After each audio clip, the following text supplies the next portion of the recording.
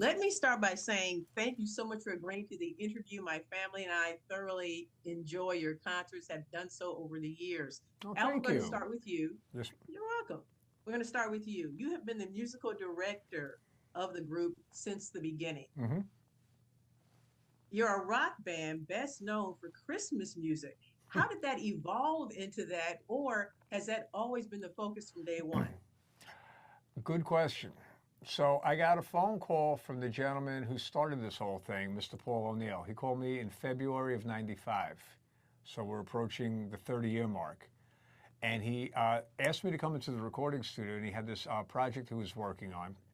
And I gladly agreed, and I went down there, and he put the faders up on the song that was to become Christmas Eve, Sarajevo 1224. And I kind of looked at him. I'm like, dude, what's with the Christmas song? And he laughed. He goes, it's not really a Christmas song. It's a soundtrack that depicts events that took place on Christmas Eve during the war in Sarajevo. I said, all right, you got my attention. Now, unbeknownst to him, prior to that, I was Alice Cooper's musical director, and I had played in Zagreb and Belgrade before the war. So as Paul's explaining this story to me, I said, I was in the town square that you're depicting in this story. Press record. And I started playing the opening ostinato to the notes that was to become the intro, which sat underneath the cello playing the theme from God Rest You Merry Gentlemen. Anyway, the song kicks in, we're playing, at the end of it, we fist bump, dude, great job, thank you, I love this. I hope the world gets to hear it one day because it's really a powerful piece of music. Later that year in '95, I think the end of November, early December, a couple radio stations stumbled upon it, played it, and it was on. And right after that year, Paul said, I'm going to write an entire record around that one song and we're going to call it the Trans-Siberian Orchestra. I'm like, okay, count me in. Again, not knowing what this was to become. Yeah. 30 years of recording, 25 years of touring. And here we are talking about it, how you just said before, how you and your family enjoy what Paul O'Neill has written and what Kayla and I bring to your community year after year. Wow. It was meant to be, plain and simple. Yeah, you couldn't have made this story up. I couldn't have scripted this one, you know. Kayla, Yes, you have ma'am. been singing with the group since 2010, and it is truly a spectacle for the eyes and ears. Thank The you. Christmas concerts are incredibly popular. Why do you think TSO resonates so well with viewers and listeners and people in general? Well, I think it all comes down to Paul O'Neill's story. I believe that our audience, everyone can relate to the core behind his message, which is it's never too late. And, he incorporated something for everyone. And people come back year after year. Al affectionately refers to them as our repeat offenders.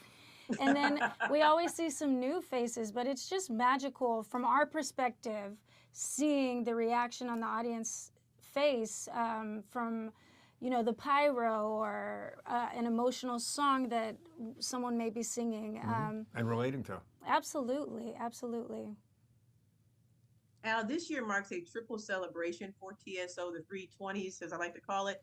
Tell us about that and how your group helps charity.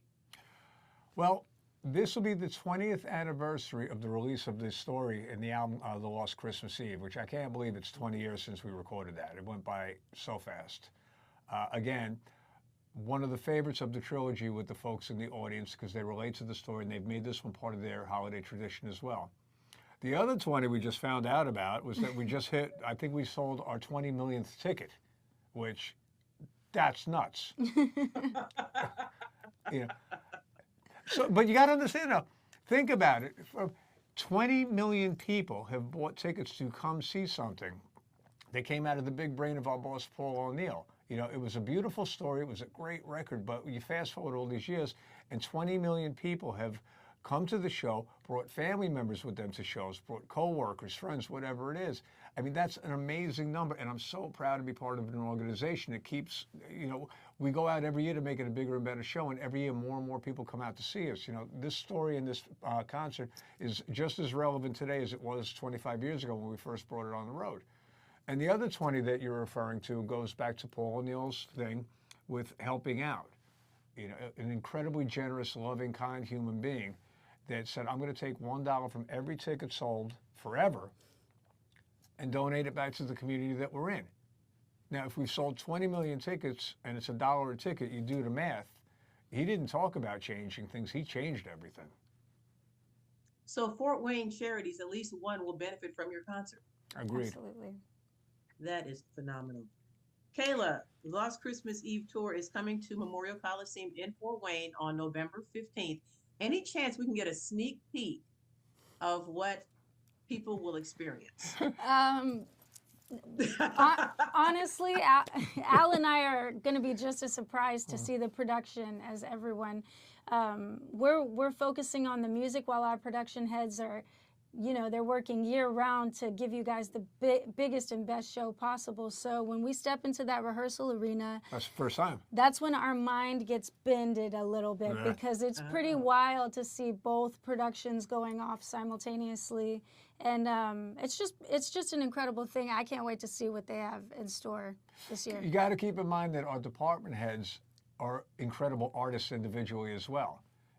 So for all these decades of doing this, they contribute their art form to our art form. So if we're doing a Mozart symphony, they're immediately scratching their head saying, how can we bring the entirety of that arena to life and have the trusses moved, the stage, hydraulics lifting up, video content, all that. And like Kayla said, everybody's been working on this show since mid-January, and it takes 10 or 11 months to really put it together because we owe it to your community to make it bigger and better than last year. And last year was pretty good. All of these creatives working together. I cannot wait to see the show. Al Petrelli, Kayla Reeves, thank you so much for talking with us. Good luck, and we'll see you in November. Thank you. Thank you so much. See you soon.